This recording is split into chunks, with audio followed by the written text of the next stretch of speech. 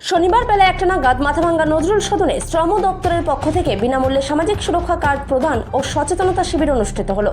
এই শিবিরে উপস্থিত ছিলেন শ্রম দপ্তরের ডেপুটি কমিশনার সুমন্ত রায়, তৃণমূল শ্রমিক সংগঠনের জেলা সভাপতি রাজেন্দ্র বৈদ, মাথাভাঙ্গা পৌরসভা ভাইস চেয়ারম্যান বিশ্বজিৎ সাহা প্রমুখ। এদিন বিভিন্ন শ্রমিকদের সামাজিক সুরক্ষা বিষয় আলোচনা করেন এবং এই সামাজিক সুরক্ষা পশ্চিমবঙ্গ সরকারের পক্ষ থেকে প্রতিটি শ্রমিকদের জন্য বরাদ্দ করেছে এবং কোনো দুর্ঘটনাজনিত কারণে সেই টাকা তারা ফেরত পাবেন এবং পেনশন পাবেন। এদিন বিভিন্ন শ্রমিকরা এই শিবিরে অংশ নেন।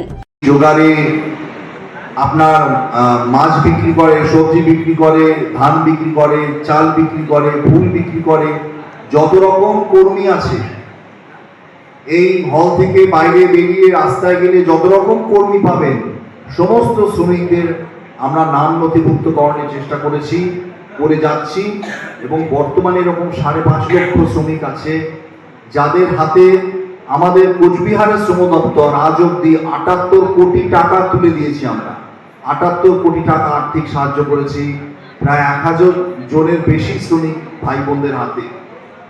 এই কারণেই আমাদের এই প্রচেষ্টা আমরা সারা কোচবিহার জেলা জুড়ে চালিয়ে যাচ্ছি, যাতে করে প্রত্যেকটি শ্রমিক ভাই বোনদের নাম নথিভুক্ত থাকে, তাদের ভবিষ্যৎ পরিবার সুনিশ্চিত থাকে, সুরক্ষিত থাকে। শ্রম দপ্তরের এই উদ্যোগ সেদিনই সাফল্য লাভ করবে যেদিন আপনারা সবাই এগিয়ে আসবেন।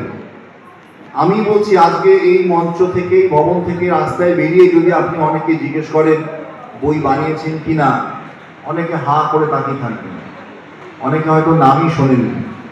দীর্ঘদিন ধরে আমরা চেষ্টা চালিয়ে যাচ্ছি, কিন্তু এখনো অনেক শ্রমিক এই আওতায় বাইরে আছে। আমি সেই জন্য রাজেন বাবুকেও ব্যক্তিগতভাবে অনুরোধ করেছি